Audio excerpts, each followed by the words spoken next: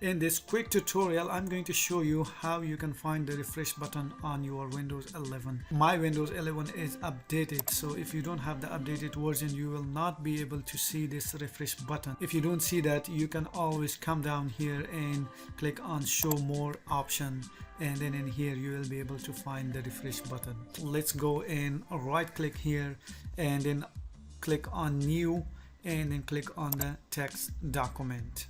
Open it up. I will put this code under the video description box so it's easier for you to copy and paste. And once you do that, click on the file.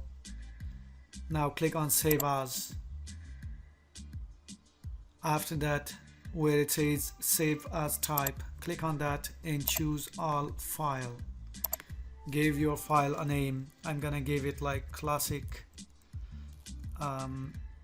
refresh. Make sure the file extension is reg. Let's save it on desktop and then click on save, and then double click on this new file which you created.